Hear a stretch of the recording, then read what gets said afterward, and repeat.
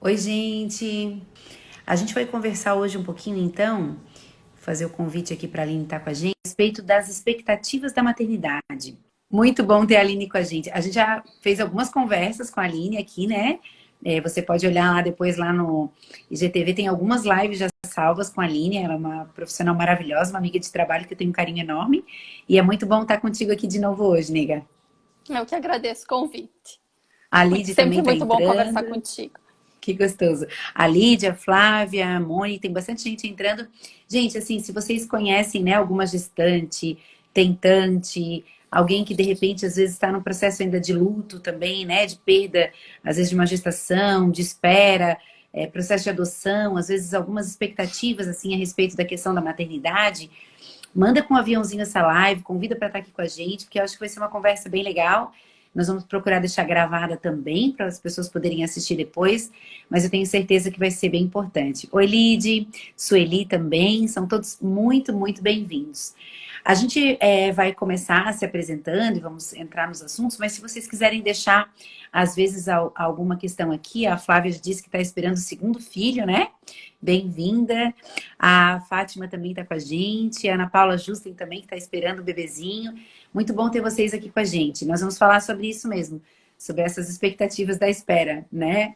Eu vou deixar a Aline se apresentar primeiro, então, gente, né? Para quem ainda não conhece ela, o trabalho dela, para que vocês possam conhecer a Aline também. Depois a gente segue a nossa conversa. Contigo, nega. Então, meu nome é Aline Banhara, sou psicóloga clínica, atuo na saúde pública há mais de 10 anos, aqui no município de São José. Eu e a Tati somos parceiras de trabalho já de longa data, né, Tati? E é sempre um prazer Yes. poder conversar contigo aqui. Tô tentando salvar aqui o nomezinho da live para a gente colocar as expectativas da maternidade. Vamos ver se vai dar certo. Acho que vai agora. Deu certo. Já fixei ali. Às vezes vocês podem escutar um barulhinho estranho. Eu tô fazendo um examezinho e de vez em quando, a cada 15 minutos, o aparelho de pressão infla aqui, daí às vezes faz um barulho. Mas tá tudo certo, vamos seguir a live juntos. Então, gente, eu sou a Tati Lemos, sou pediatra, trabalho com a Aline há algum tempo já. Como ela colocou, a gente já fez algumas lives aqui e trabalhamos juntos aqui em São José. E tenho, assim, me colocado, talvez, não sei, ultimamente um pouco mais sensível a respeito dessa questão principalmente das puérperas. O Francisco está com a gente aqui também, que legal. Bem-vindo, Francisco. A Amanda também, são todos muito bem-vindos. E percebendo, assim, como tá um momento difícil, né, Aline, com essa questão da pandemia. Eu acho que tá mais solitário, parece que tá mais difícil para elas, né, um momento onde tem todos aqueles cuidados, a rede de apoio às vezes fica um pouco restrita de estar presente. Então, a gente sente, assim, né, os chás de revelação já são virtuais, o chá de fralda é carreata de fralda porque não dá para se tocar. Então, é tanta coisa acontecendo, assim, né? O peso da questão da vacinação, vacina, não vacina gestante, é fator de risco, não é fator de risco. E isso tem impactado, eu acho, esse momento, né, tão especial da chegada de um bebê na família. Por isso eu pensei assim da gente conversar a respeito desse tema, né? E queria deixar para a Aline, de repente, falar um pouquinho já no início a respeito dessa questão, desses sentimentos que a gente tem, né? Tanto em relação à expectativa de qualquer coisa nova que está acontecendo. A Natália também está com a gente aqui hoje. Bem-vinda, Natália, Fábio. E também, especialmente em relação à gestação, né, Aline? Então, na verdade, isso que tu coloca é bem pertinente, porque assim, o contexto da gestação por si só, ele é um contexto bem complexo, assim, né? Ele é um misto, ele é um turbilhão de sentimentos que uma gestante tem. E eu digo que isso começa antes, porque todo mundo, homem, mulher, em algum momento da vida se questionou sobre ter ou não ter filhos. E as expectativas que isso gera, ou a pressão, muitas vezes, social que isso gera nas pessoas, né? Então, são sentimentos, muitas vezes, ambivalentes. A ambivalência é algo que sempre faz parte, porque é entre o desejo de ter, o medo de ter, as angústias e incertezas. E agora, na época do Covid, isso está mais evidente, sim. Até quando você convidou para fazer essa live, eu acho que é o período que eu mais tenho gestantes. E aí eu fiquei me perguntando por quê. Será que aumentou os encaminhamentos de gestantes, na verdade, com elas, justamente por alguns medos a mais que se tem, né? Então, em relação à pandemia, em relação ao parto, em relação a consequências de pegar ou não pegar a Covid em relação à gestação, a um possível aborto. Então, são uma série de angústias e incertezas que eu acho que estão um pouco mais evidentes agora com a questão da pandemia.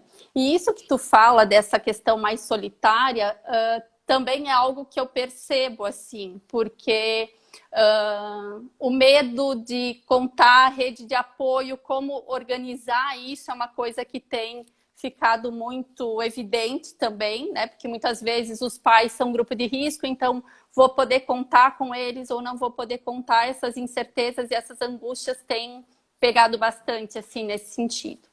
Uhum. Eu acho que até não é o objetivo da nossa live, alguém perguntou ali a respeito da vacina, né? Então, a gente, até hoje saiu uma norma do Ministério, a gente está fazendo essa live hoje, dia 26, né? Hoje é 26, né? Hoje é dia 26 26. de maio, né? Falo isso porque às vezes a pessoa assiste a live depois e as orientações às vezes mudam, né? Mas então hoje, 26 de maio, a orientação é que a gente, a princípio, suspenda a vacinação durante o período de gestação com a Oxford e a AstraZeneca, né?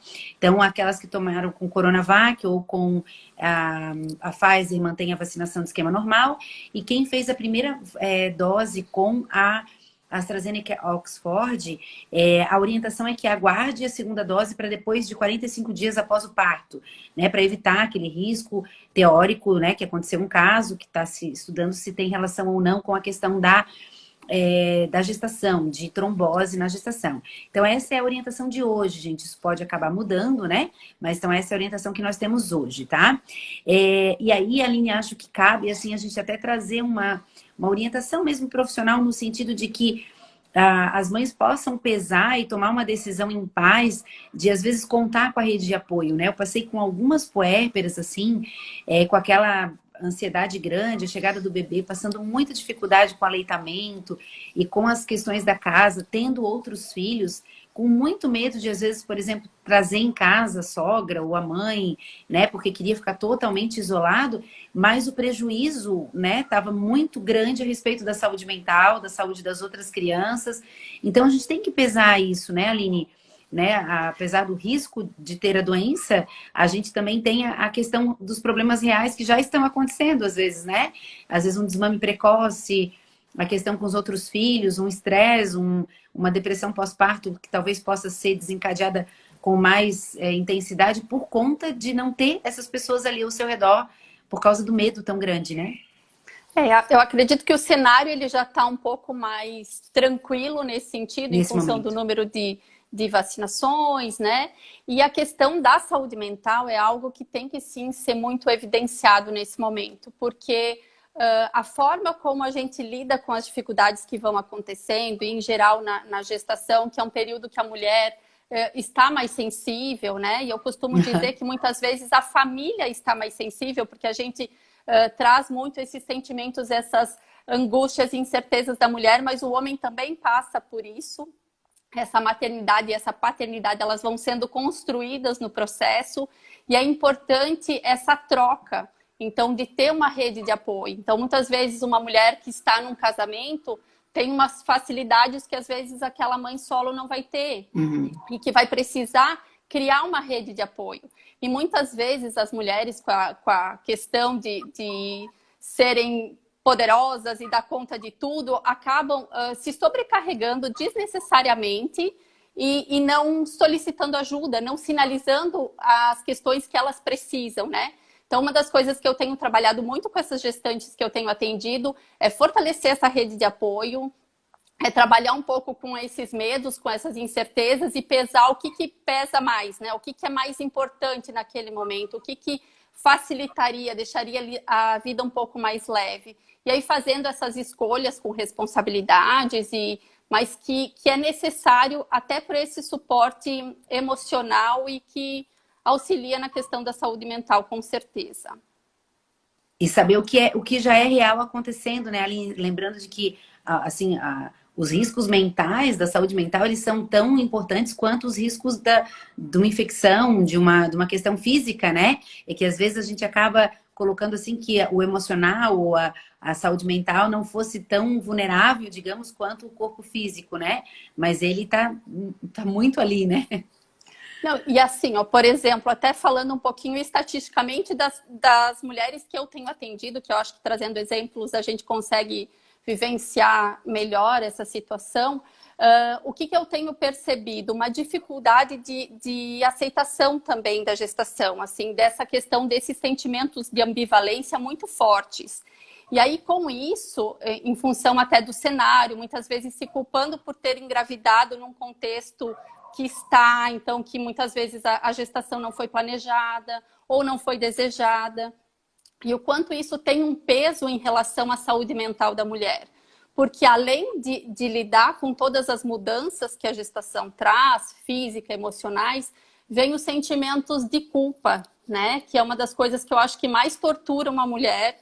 E é a questão de muitas vezes eu ter um bebê e eu não conseguir querer esse bebê. Ou eu não conseguir aceitar essa gestação.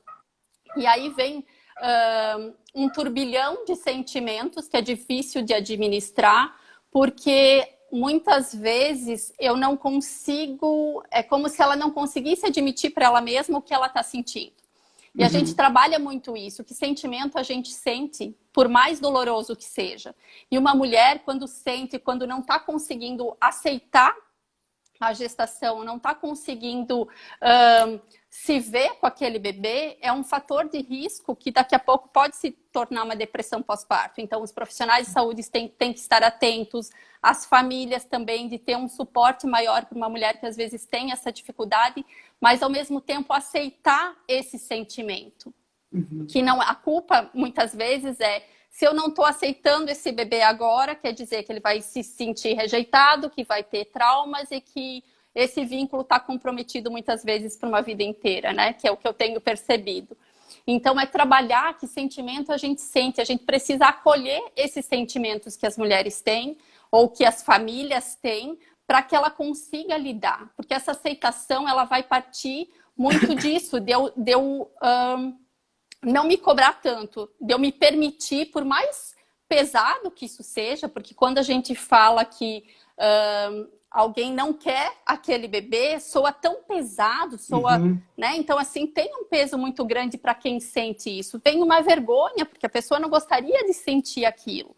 Mas esses sentimentos precisam ser acolhidos para que isso possa ser elaborado, superado e que consigam lidar melhor, né? Que é um pouco desses mitos da maternidade que se tem, né? Que a mulher engravida e aí o amor já é pleno e aí só são flores. E a gente sabe que não é isso que acontece na prática, Exato. né? É o que a Fátima colocou ali da questão da romantização, né? De achar assim que é em slow motion, com filtro de Instagram, né? Que as coisas vão todas acontecer de forma assim. E isso tem muito a ver com o tema da live, que é a questão das expectativas mesmo, né? Puxa, tem expectativa, essa é uma expectativa que já é assim meio que universal. A pessoa engravidou, pronto, ela tá apaixonada por aquele bebê, vai viver alisando a barriga, né?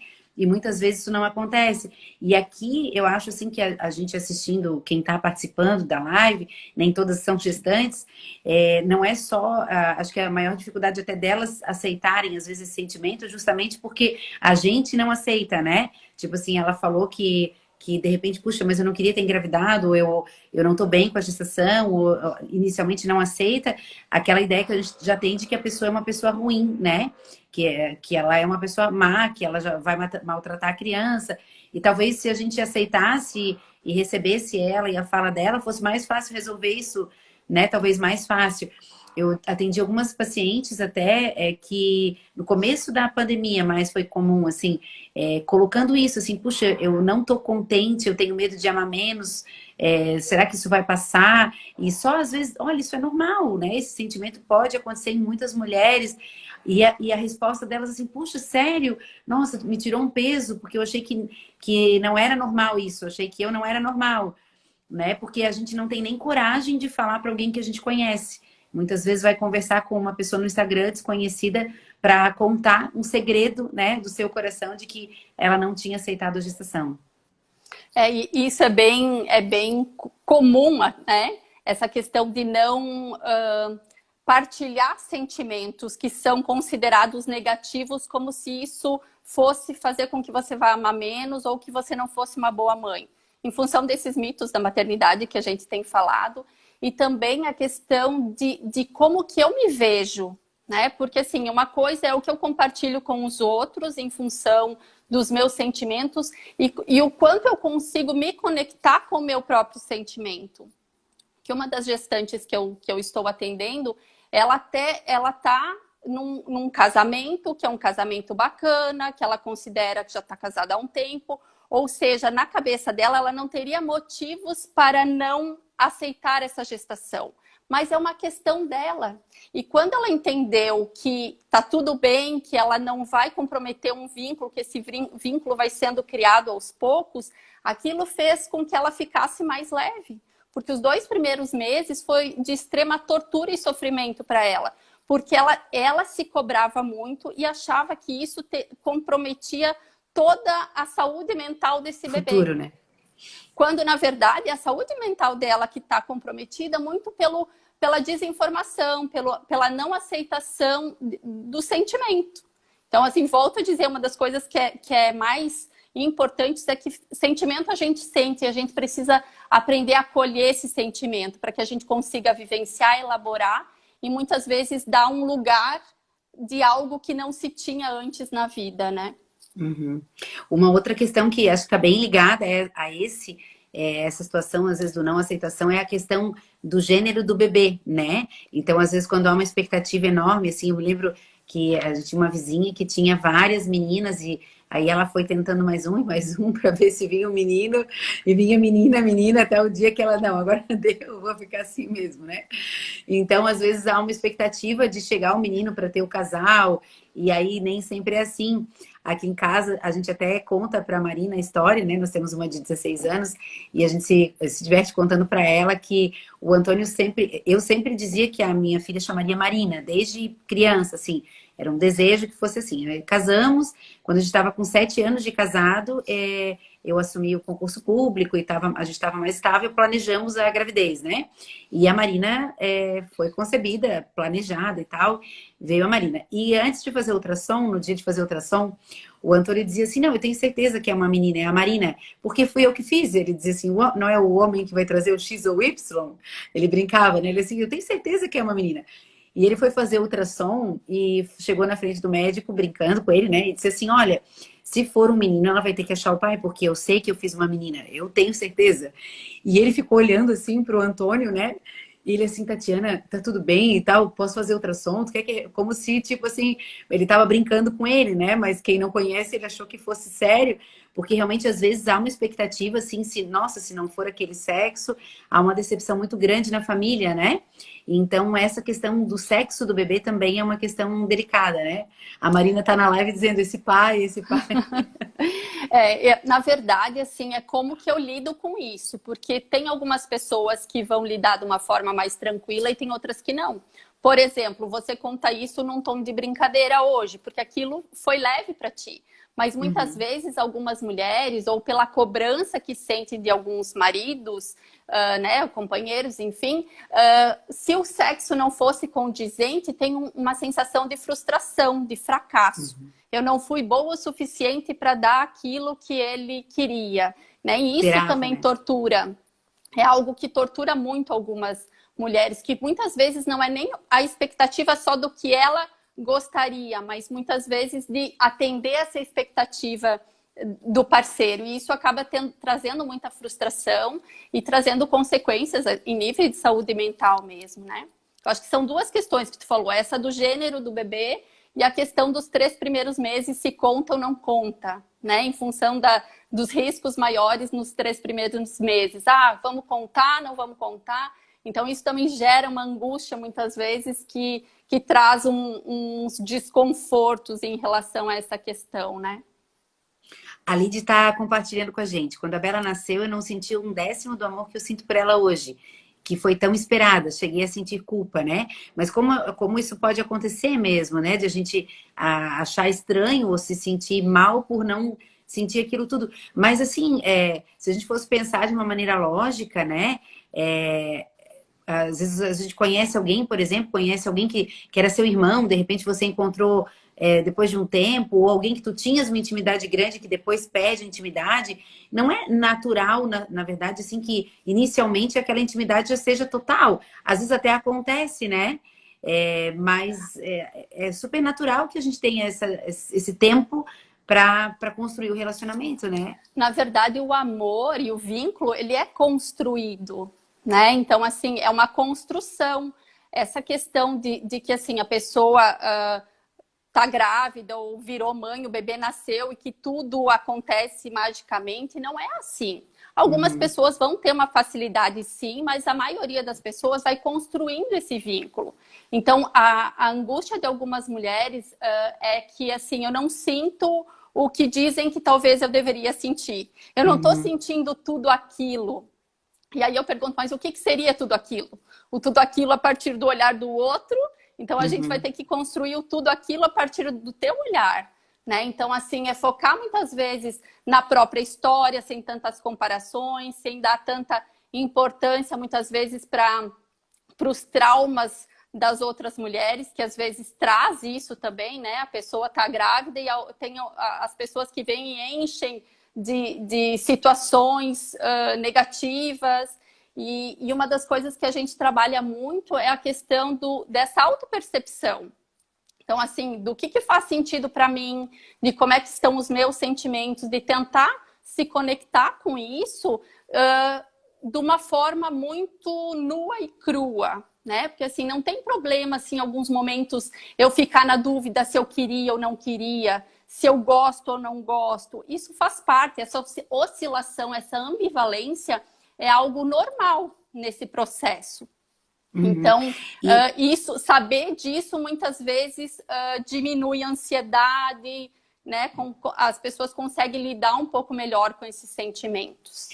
E sabe, um pouquinho antes da live, eu estava pensando um pouquinho também, Aline, uma coisa que veio assim no coração, a respeito, quando tu falou ali, não é normal porque eu não estou sentindo o que todo mundo diz que sente. E aí eu pensei até um pouquinho antes da live, assim, até onde o que muita gente diz para ela que sente, sentia mesmo, ou que ela vê em redes sociais, né? Porque a gente tem hoje essa questão do Instagram, da vida real das pessoas ali acontecendo, e muitas vezes não é o real, né, Aline? Quando tu usou a expressão nua e crua, muitas vezes o que a gente vê é filtro, né? Então, tanto é que diz assim, quem vê aquele momento bonito não vê a treta né, dos antes e dos depois do Stories. Então, puxa, mas lá a fulana, o bebezinho dela dorme o tempo todo e ela tá naquela foto plena, segurando o bebê. E muitas vezes dentro dela também tem um turbilhão de sentimentos, tem uma depressão pós-parto e um monte de coisa que a gente não tá vendo, né, no Instagram da pessoa. Porque bem hoje legal é muita isso coisa que que tu não é verdade, né? Aquela família de margarina, ela nunca acontece com todo mundo o tempo inteiro. A gente passa por momentos maravilhosos, né?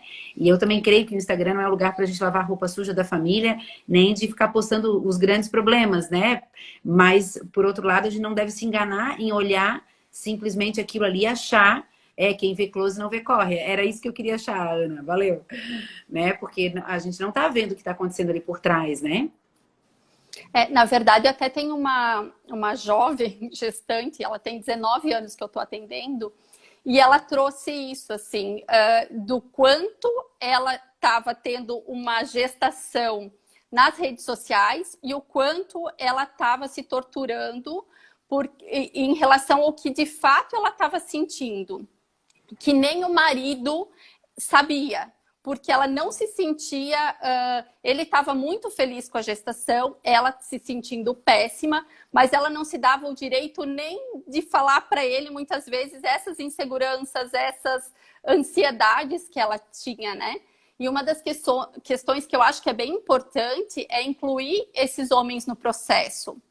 Quem tem esse homem do lado, né? Tem muitas que, às vezes, na gestação, aí se separam, tem uma série de situações... Mas quem tem essa possibilidade de incluir esse homem no processo e dividir essas ansiedades, essas angústias, essas incertezas, porque eles também têm. E aí é bonito quando o casal consegue trocar, quando o casal consegue conversar sobre essas coisas sem filtro, né? Sem um tentar mostrar para o outro que está sentindo uma coisa que nem sabe se está sentindo. Então, aprender a lidar com os próprios sentimentos e acolher o sentimento do outro é algo que facilita muito, que deixa a situação, por mais difícil que seja, mais leve. Que é quando, às vezes, tem os pesos da gestação que a gente vai abordar também, né? De uma gestação que, às vezes, tem um diagnóstico ali de alguma má formação, ou os bebês que acontecem os abortos, né? Então, que são situações mais dolorosas que essa família passa e como lidar com isso de uma forma mais leve, digamos assim, porque pesada vai ser de qualquer jeito, não tem como fugir muito disso, né? Sim. Não sei se a gente pode falar um pouquinho sobre isso. A Fátima coloca ali também das questões hormonais, né? Se podem influenciar nesse processo muito, né? A gente sabe que a gente vê assim um pedacinho disso nas TPMs, ali nos períodos menstruais, como a gente fica mais sensível, né? A gente conversando agora, eu comecei a me lembrar, assim, já faz 16 anos da minha gestação, mas de como a gente vive coisas, né? Um dia, a gente, assim, deitada assistindo televisão e tal, eu coloquei a perna em cima da perna do Antônio e dele assim, ai, tira a tua perna que tá muito quente. E eu comecei a chorar. Né? Simplesmente comecei a chorar. Ele disse, mas o que tu tem? Eu disse assim, não sei, nem eu sei o que eu tenho, né? E daí ele abraçou, daqui a pouco a gente já riu. Mas, assim, essa oscilação de sentimentos, ela é, assim, minimamente semelhante ali no período menstrual, que a gente tem essa mudança, essa ebulição também hormonal acontecendo, mas durante a gestação é incrível, né? Período ali perto do parto mesmo, depois o corpo todo mudando, né, Aline? Tem dores, tem a questão física mesmo, estética. A autoestima, né? As mudanças que isso refletem na questão da autoestima. E essa autoestima e esse autocuidado está diretamente ligado à saúde mental. Então, como que eu lido com essas mudanças? Como é que eu consigo me autorregular em relação a esse processo que é uma fase, mas que é uma fase bem complexa, assim, quando eu digo o turbilhão de sentimentos e esses hormônios também fazendo o seu papel, é isso que acontece. Então, lidar com a própria mudança, gerando uma vida e no contexto no qual se vive, porque pode ser um contexto harmonioso, pode ser um contexto conflituoso, pode ser determinada fase de vida que eu tô mais jovem, com mais risco, muitas vezes pela idade, ou um cenário de dificuldade financeira, tudo isso influencia no decorrer dessa gestação, nos sentimentos que essa família está tendo, principalmente essa mãe em formação, se é primeiro filho, se é segundo, se é terceiro, tudo isso tem um impacto em relação à saúde mental e à autoestima dessa mulher, né? Outra questão também, né, Aline, assim, às vezes a mulher já tem outros filhos, por exemplo, né? E aí, mas tu já é mãe de 2, de 3, já passou por várias gestações. E eu até sempre digo para elas assim, olha, cada vez que nasce um bebê, nasce uma mãe, né? A gente é outra pessoa, em outro contexto, são outras, né? Outra pessoa, outra idade, é tudo muito novo. E aí acaba vindo a questão das comparações, né? Tanto consigo mesmo, tipo, nossa, mas eu tirei de letra a gestação passada, mas não era uma pandemia, né? Não tinha a Covid, não, você era mais jovem, às vezes tanto mais jovem fisicamente, quanto mais jovem no sentido de nem ter tanta noção dos riscos e perigos, porque era tão jovem que não se dava conta. Isso eu não sei como que é contigo ali, mas isso eu pego muito com as mães que já são um pouco mais velhas do segundo, terceiro filho. Tipo assim, teve uma com 18 anos e agora tá numa segunda gestação com 39.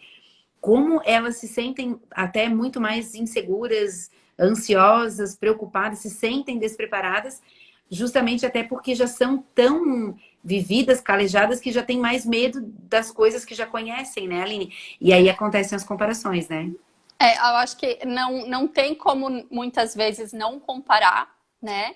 Mas a gente sempre trabalha que, por exemplo, essas comparações tragam algo que eu consiga me beneficiar no sentido de aprender com aquilo e não muitas vezes de me torturar. E essas comparações, em geral, como tu disse, muitas vezes quando a gente está olhando muito como as outras pessoas vivenciam aquilo. E esse autossentimento, digamos assim, esse olhar em relação ao que eu já passei, as expectativas que eu tenho, porque é muito isso também, né?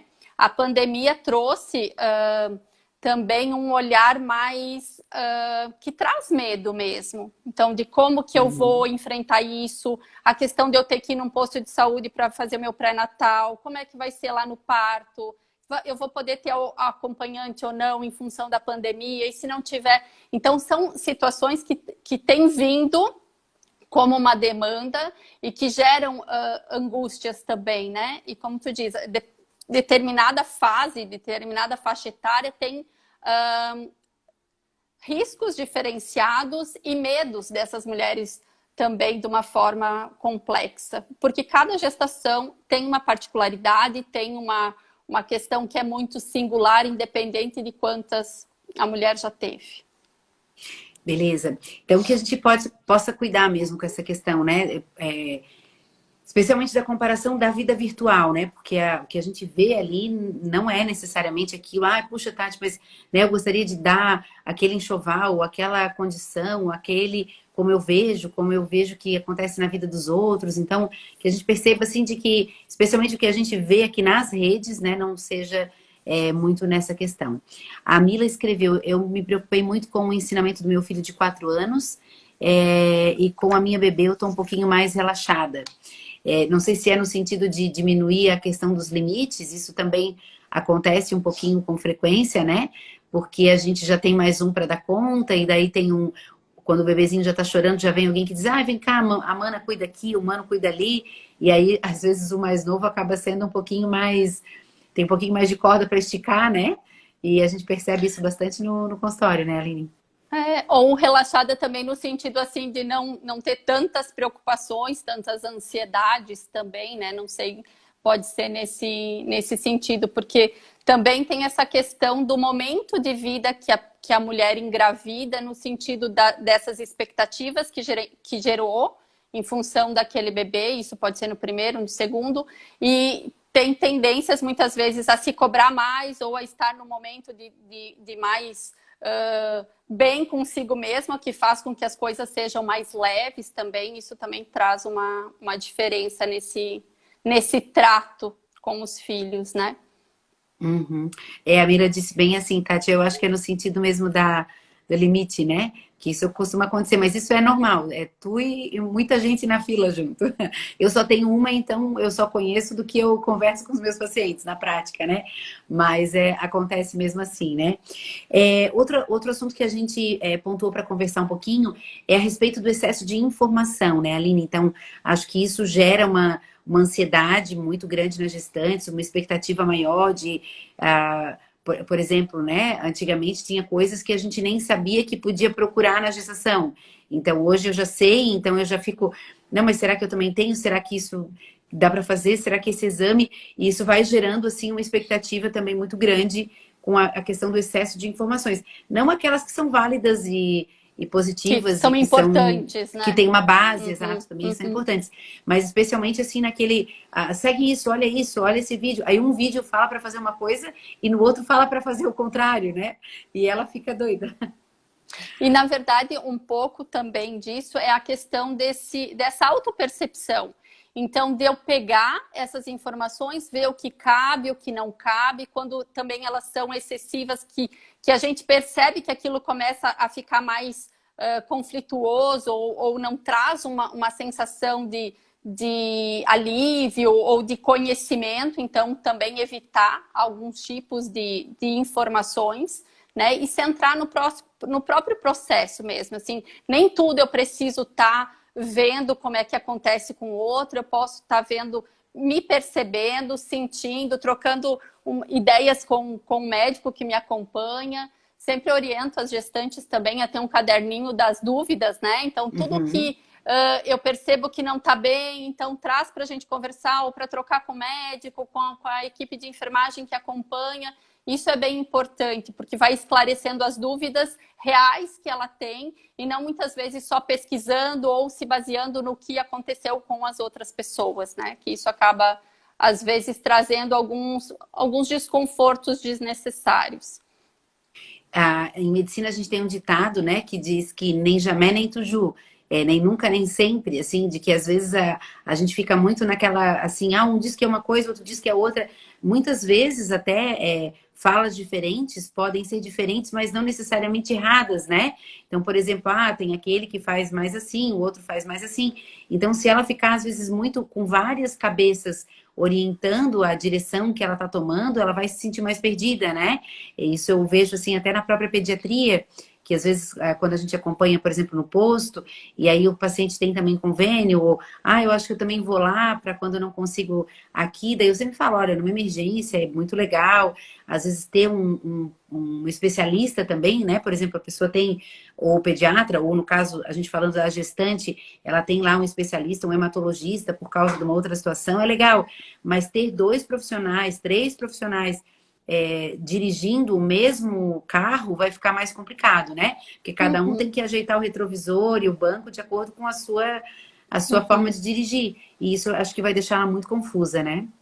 Que às vezes essa tentativa de diminuir uma ansiedade, de ter uma segurança maior, que a gente acaba vendo na prática que não é isso que acontece, né? Porque aí se sente muitas vezes mais insegura, mais ansiosa, e aí eu vou por essa linha, vou pela outra, em quem que eu confio mais, então nem sempre isso ajuda. É. Tudo bom, Aninha? Que bom te ver aqui. Muito bom ter com vocês aqui a Val também. Vamos seguir então, gente. Uma outra coisa que a gente colocou assim é a questão realmente assim da autoestima e da saúde da mulher da saúde mental do casal, né? Que não se esqueçam de que são um casal, né? Porque é natural que a chegada do bebê faça realmente assim uma revolução ali, né? Nesse relacionamento deles, mas que eles possam nutrir, cultivar e cuidar realmente assim do relacionamento e da saúde entre eles, da saúde mental deles também, né, Aline? Do marido também, do companheiro também, isso é super importante, né? A questão da comunicação, eu acho que é um ponto central, né, de qualquer relacionamento. Então, que as pessoas criem canais para poder falar sobre esse sentimento, sobre de ajustar essa nova fase, porque sim, tem mudanças, vão ter questões que vão ter que ser reorganizadas, e isso pode ser feito em parceria. Muitas vezes a gente tende a colocar que os homens não participam, e muitos não participam mesmo, mas tem alguns casos que as mulheres afastam, né? Elas Uhum. assumem por crenças ou pela forma como foram criadas, que é assim que acontece. Então, a mulher que toma frente, a mulher que faz algumas coisas, e acabam se sobrecarregando desnecessariamente. E quando acontece isso, muitas vezes acaba daí descontando no companheiro, e cria-se aqueles abismos, né? Então, assim, não se sabe como é que chegou naquela situação. E eu costumo dizer que as relações, elas são construídas por pequenos detalhes e elas vão se dissolvendo dessa mesma forma, né? São as Uhum. pequenas coisas que vão fazendo com que as pessoas se conectem, que as pessoas criem vínculos mais fortes, e da mesma forma é assim que as pessoas vão se distanciando. Então, a É, questão da vinda de um bebê, que proporciona ou deveria ser mais essa questão da conexão, ela precisa também ser olhada dessa forma, né? eu penso assim, Aline, que uma das expectativas que a gente construiu, assim, muito, como tu colocou ali, é de que, tipo assim, que o marido não ajuda, não participa, é meio já que um pré-conceito a esse respeito, né? E aí, de novo, eu vou compartilhar algo que me lembrei, assim, até porque às vezes a gente falando, assim, percebe, puxa, acontece com todo mundo, né? Acontece com quem Uhum, está falando sobre as expectativas da maternidade também. E eu lembro que quando a Marina era pequenininha, tinha uma época que, bem no comecinho, né, que eu trocava as fraldas, sempre trocava, e um dia eu disse assim pro Antônio assim, puxa, mas tu não troca a fralda nunca? E daí ele assim, mas é que só tu sabe fazer certo, não é? E aí, realmente, assim, eu vi que quando ele trocava, tá, amigo, mas não é assim. Isso daqui vai machucar. E é claro que uma coisa ou outra, a gente, talvez que fosse mais claro, eu poderia dizer, porque tinha mais habilidade, até por trabalhar com criança, trocar fralda de criança no consultório ali junto. Mas eu percebi que eu estava impedindo a participação dele, né? E a partir daquele momento eu passei a, tipo assim, não, se ele fez, tá ok, tá legal, né? Deixa ele fazer também, porque senão eu acabo impedindo que ele participe e ajude, né? Até que uma vez eu falei, pedi para ele arrumar ela para mim, para a gente ir almoçar. Encontrei eles no restaurante, quando ela chegou lá, ela estava com um pijaminha. E aí eu disse assim, tá, mas ela veio de pijama. Ele assim, pijama, isso não é um conjuntinho? Tem uma blusinha e uma bermuda? E eram pijamas. Ah, tá bom, tá muito lindo de conjuntinho. E assim, é a leveza que eu quero dar para essa relação também. Porque se eu ficar atenta só ao que não está dando certo, às coisas que a pessoa não consegue fazer do jeito que eu acho que a pessoa deveria fazer, isso vai gerando uma desconexão. A pessoa não vai querer fazer. Por quê? Porque vai vir crítica, porque vai vir a frustração. Né? Então, assim, é também se trabalhar, e isso também é saúde mental, aprender a ser mais leve. Então, assim, o que de fato me incomoda que eu vou ter que fazer porque aquilo eu não vou conseguir delegar, e quais são as coisas que eu vou trabalhar comigo para que eu consiga delegar e aquilo não me gere tanto sofrimento, digamos assim. Aprender a dividir, aprender a integrar, isso eu acho que é bem, bem importante. Ó, já aconteceu lá na Lidiane, e a Aninha também disse que a Alissa já foi de pijama pro shopping arrumada pelo pai, ó. Então isso acho Quem que é nunca, né? endêmico.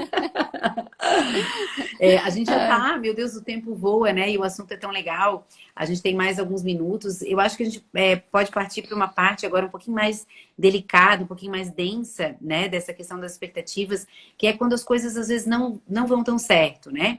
A gente não é um momento, a gente é uma história, e às vezes, assim, a gente já vem ali de uma perda anterior, né? Alguma coisa nesse sentido. Então, quando há, né, Aline, já uma história de um luto, de uma perda de uma gestação anterior, isso é um pouco mais complicado nessas expectativas, né?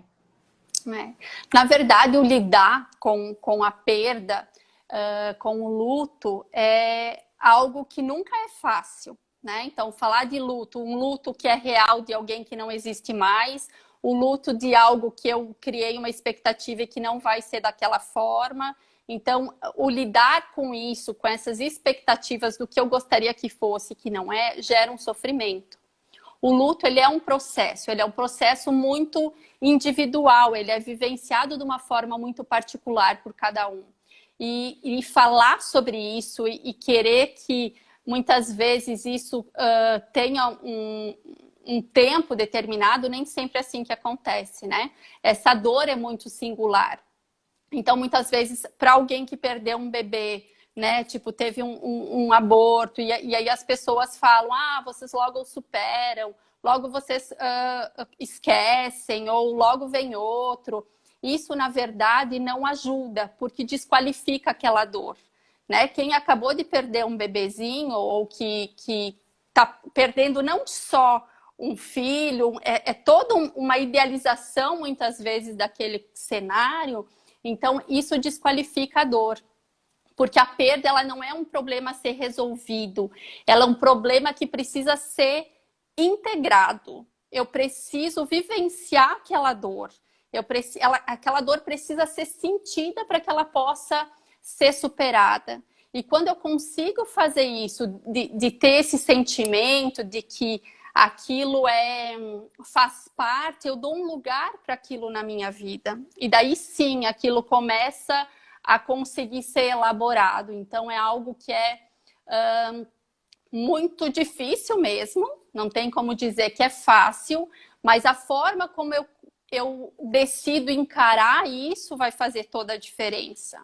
Esse processo de luto, ele é muito entender que o luto é oscilação, é entre o desejo de querer e esquecer, né? De buscar uma foto e daqui a pouco esconder aquela situação. Então, essa oscilação, ela é natural, né? Ou muitas vezes passou um tempo e pensar assim, e se tivesse acontecido? E se? Então, principalmente em datas, né, comemorativas, é um momento que vem muito, mobiliza muito essa questão desses sentimentos, e essa oscilação, ela tem uma função regulatória adaptativa. Então, muitas vezes, quando a pessoa fala sobre aquele ente que não está mais ali, ou sobre alguma coisa que idealizou e que não está mais, isso não é algo que é ruim, isso é algo que é adaptativo. Claro que a gente também precisa ficar atento que se isso se prolonga por muito tempo, a vida para, não consegue, muitas vezes tem um luto prolongado, um luto mais patológico, que daí precisa de um acompanhamento também.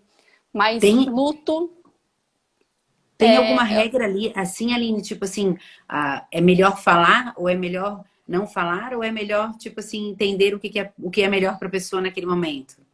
é respeitar o sentimento da pessoa. Tem os que vão falar mais e a gente vai acolher mais, e tem os que muitas vezes não querem falar, ou não querem falar com um determinado tipo de pessoas. Né? Porque às vezes, se eu percebo que quando eu falo, eu mobilizo muito a outra pessoa, muitas vezes eu não vou mais querer falar. Então, às vezes, por exemplo, eu percebo que em casais que têm perda de filho, às vezes um tem uma necessidade muito grande de falar e não fala porque o outro não sabe como lidar. Ou muitas vezes cada um não fala achando que o outro está sentindo de uma maneira, quando na verdade os dois estão sofrendo, e que quando conseguem externalizar isso, fica mais leve. Então, assim, não tem uma regra clara. É entender o contexto de cada um e o que cada um está disposto a fazer em relação àquilo, né? Mas, em geral, o poder falar sobre isso facilita. A Mila está dizendo que teve um luto também de um bebê que perdeu, já tinha o nome, sabia o sexo, sente falta e não gosta de falar. Às vezes, quando chegar num ponto assim de que, de repente, por exemplo, o marido gostaria de conversar, ela não, talvez seja necessário a intervenção de um profissional também, né, Aline? De uma outra pessoa no meio fazendo essa mediação, ou com quem ele pudesse conversar também, que ajudasse nesse processo, porque é uma situação bastante dolorosa, assim, né? E que a gente não resolver, ou não sentir, ou não procurar entender o que está acontecendo dentro do coração, não vai fazer com que passe mais rápido, ou que seja uma dor menor, né? Na verdade, assim, as perdas, elas precisam ser vivenciadas, elas precisam ser sentidas, e não é um processo fácil. Então, quando a gente fala, por exemplo, entre querer falar ou não querer falar, é uma coisa individual de cada um que tem que ser respeitada. Agora, eu dar um lugar para isso no meu coração, digamos assim, faz toda a diferença, porque às vezes eu tenho aquilo resolvido dentro de mim e eu não preciso mais ficar falando sobre aquilo. Né? Então, assim, tem pessoas muito resilientes e que a coisa vai fluindo de uma forma mais espontânea, mais natural. E tem outras pessoas que às vezes ficam naquilo por muito tempo. Então, é um processo, como eu disse, ele é muito particular mesmo. Então, tem que ser vivenciado e entendido em cada contexto. Tem uma outra situação que é parecida com essa, mas que é quando, às vezes, por exemplo, a gente tem uma malformação ou alguma situação que coloca em risco também aquela gestação que está acontecendo. Eu acho que é uma situação que também merece bastante cuidado em relação à saúde mental ali da gestante, porque se já tem essa questão da ambivalência de sentimentos na própria gestação, nesse momento eu acho que ainda é maior, né? Porque tu fica naquela situação, puxa, eu me apego a esse bebê que tá se desenvolvendo, ou de repente, não, mas eu acho que é melhor eu nem me apegar, porque eu sei que eu posso perdê-lo, porque já tem essa malformação, ou porque ele tem esse problema, então acho que deve ser ainda mais difícil, né, Aline, uma situação assim. Porque, assim, essa dúvida se o bebê vai nascer bem, saudável, não toda gestante tem, né? Então, isso é aquelas perguntas que sempre vão vir, será que vai dar tudo certo? Será que não vai? Quando eu já sei que não vai dar, então o meu lidar com aquilo é muito diferente. E é um pouco desse processo de luto. É o luto de um bebê idealizado, que eu já sei que não vai ser daquela forma. Então não foge muito disso até que a gente estava falando, né? De como vivenciar, de sentir essa dor, de se permitir muitas vezes sentir raiva da situação, essa tristeza, porque tem também outros sentimentos que muitas vezes são, que a gente já falou, que é a culpa e a vergonha, né? Que muitas vezes tem associado a isso de será que a culpa é minha? Por que que não deu certo, né? Então, será que eu fiz alguma coisa errada? Porque geralmente as mulheres têm tendência a fazer esse tipo de questionamentos. Então, um processo que já é doloroso por si só, em relação à situação, acaba sendo ainda mais penoso porque tem essa autocobrança. Então, na verdade, a gente trata isso de uma forma de que as coisas têm que ser vivenciadas cada dia é um dia. né? Então, em relação a isso, das novas expectativas que talvez vão ter que ser criadas em relação a isso, de todo um suporte, muitas vezes, que essa mulher tem que ter das pessoas que são a rede de apoio, ou se não tem, de criar isso, porque é muito importante lidar com essa situação. Não é uma coisa que é fácil, é algo que é extremamente doloroso, mas que conforme também as coisas vão sendo clareadas, que a mulher pode estar falando sobre isso e ressignificando isso, a tendência é que fique mais leve também. Uhum. A Mila coloca que se sente culpada, né? Mas, na verdade, Mila, a gente, falando assim mais até quando a gente às vezes faz um diagnóstico de uma criança a respeito de uma situação mais dramática, mais, talvez assim, quase terminal, né, para algum paciente, a gente de vez em quando aprende até com alguns pacientes. Eu tive uma paciente há um ano e pouco atrás, mais ou menos, a gente fez um diagnóstico de uma doença gravíssima, assim, e fora de possibilidade terapêutica, com probabilidade de óbito da criança com menos de 2 anos. O bebê tinha 6 meses quando a gente fechou o diagnóstico, né, dessa doença. E aí a gente conversando, e ela tinha mais 2 filhos, e ela, assim, ela trouxe uma palavra, assim, que até me confortou, eu conversando com ela, tentando, né? E ela assim, mas eu vivo todos os dias com ela como se fosse o último, porque eu também não sei nem se eu posso perder, às vezes, primeiro um dos meus outros 2 filhos, que são maiores e saudáveis, né? Porque a gente não tem o controle do amanhã. E é uma verdade, né, Aline? Então, mesmo numa situação dessa, a gente não tem controle, né? Que é uma pergunta sempre muito comum. É normal? É normal? Tá tudo certo? Como que vai ser? Será que ele vai andar? Será que ele vai falar? Mas esse controle do futuro realmente a gente não tem a respeito de nenhuma situação, né?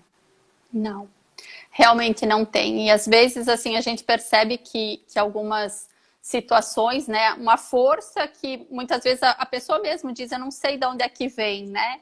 Essa força para lidar com isso. E algumas outras também às vezes dizem, mas e aquela força que algumas têm que eu não tenho? E que às vezes eu vou ter que encontrar em mim coisas que eu não sabia que tinha para enfrentar determinadas situações. Então, cada dia é um dia e trabalhar justamente com isso, que é quando que a gente trabalha com o que é muito incerto, é com o que eu tenho controle. Então, eu tenho controle sobre o hoje, eu tenho controle sobre o amor que eu consigo dar, ou sobre o que eu consigo fazer do meu melhor dentro das minhas limitações também, porque às vezes a gente também precisa ter esse autocuidado do que eu estou conseguindo fazer, do que eu não estou. Às vezes eu preciso me permitir um tempinho para às vezes ficar sozinha, chorar, desabar, para depois erguer de novo e voltar para o contexto, né? Então é esse controle do que está ao meu controle. E o que não está, muitas vezes eu vou ter que aprender a lidar de uma outra forma. Sim. Faltam 6 minutinhos para a gente fechar uma horinha. E eu queria, de repente, trouxesse algumas dicas práticas, Aline, que a gente podia deixar, né? Para que a gente, assim, lide bem com essas expectativas, né? A chegada do bebê, assim, realmente, meu Deus, que momento, né? Eu sonhava, Aline, que eu tinha um zíper na minha barriga, quando eu estava gestante, que eu abria o zíper, tirava a Marina e dizia para o Somacal, que era o meu ginecologista, dizia assim, Somacal, ela tá pronta, Somacal, dá ela para mim. Daí ele assim, menina, ela não tá pronta, põe ela na barriga e fecha esse zíper, porque ela não tá pronta. E eu botava ela na barriga e fechava o zíper. E sonhava repetidas vezes. E ela nasceu de 35 semanas e 5 dias. Nasceu prematura. Abriu o zíper antes, né? Não me pergunte se fui eu que abri o zíper, mas eu tive descolamento de placenta e ela nasceu prematura. Mas é impressionante, assim, esse momento, o quanto a gente tem a expectativa realmente de tomar nos braços, né? De viver aquele momento. Mas dicas para a gente trabalhar isso assim de forma saudável. Tá. Eu só compartilhando também, eu lembro que a minha sensação era realmente um misto, uma ambivalência entre não quero tá bom aqui na minha barriga, que tá sob o meu controle, né? Pelo medo do que vem. E a questão do, meu Deus, e se tipo não der tempo de chegar na maternidade, se eu pegar trânsito, se são coisas bobas muitas vezes, mas que ficam na cabeça da gente, né? Eu acho que, assim, uma das coisas bem importantes, como um todo, não só na gestação, mas, enfim, principalmente nesse período, é o se permitir a sentir. não ter culpa de sentir o que sente.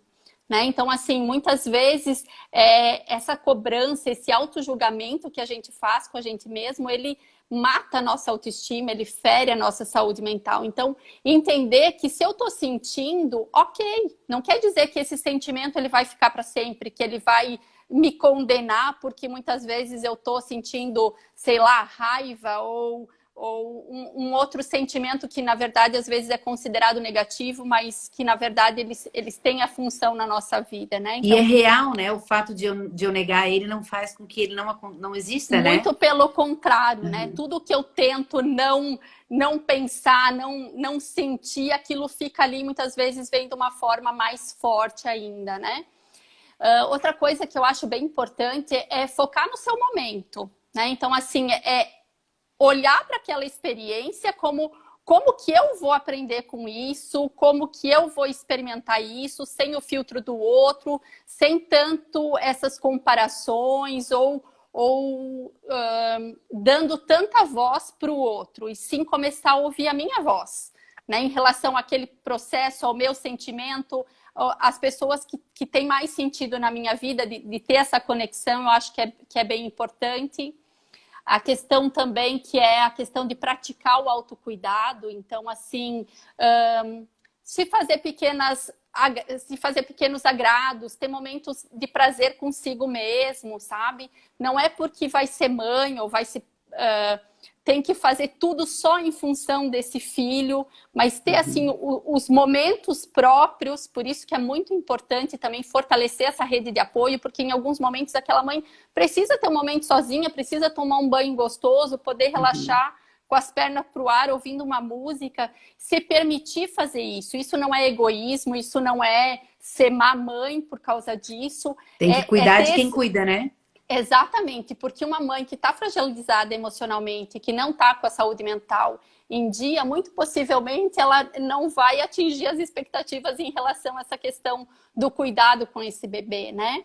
E se perceber que está muito difícil, que está muito pesado, procurar ajuda. Em geral, no serviço público, aqui em São José, principalmente, eu falo... A questão das gestantes geralmente são prioridades, né? A nossa demanda, a nossa lista de espera realmente a gente não dá conta, mas gestante a gente sempre tem um olhar diferenciado em função dessa mãe, desse bebê, né? Dessa família que está em construção, e o quanto um problema de não aceitação, às vezes sintomas depressivos na gestação pode trazer uma consequência de uma depressão pós-parto. Então, de estar atento e, se precisar, pedir ajuda, eu acho que é bem importante. Eu acho que é mais ou menos isso, assim, que me vem agora. É isso. Tá? Fátima, obrigada, né? Ela disse que foi muito legal, que a gente falou sobre temas importantes. A gente agradece todos que participaram. Hoje, até lá no canal do YouTube, eu coloquei um vídeo a respeito dos 1000 dias, né? A gente acabou não falando sobre isso, mas a gente sabe hoje, né, da importância dos 1000 dias, que são esses 270 dias de gestação, mais os 730 dias dos 2 primeiros anos de vida do bebê, que eles são muito importantes para o bebê, em relação à alimentação, para a vida inteira do bebê, né? E a gente, assim, receber isso tudo, né? E aprender a se respeitar, conhecer o seu momento, não só na gestação, mas nos primeiros anos ali. A Edmere falou que vai tomar a camomilina que eu passei pro neném dela.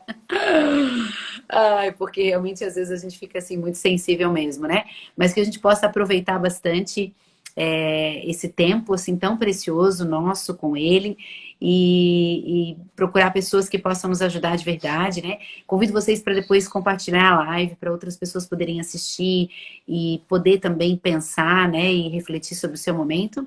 E eu vou desligar então para ela ficar salva aqui, para a gente não perder o vídeo, né? E agradecer mais uma vez para a Aline, porque ela é um anjo na minha vida. Está sempre disposta a estar aqui com a gente, né? Tenho muita gratidão e muito respeito por ti, nega.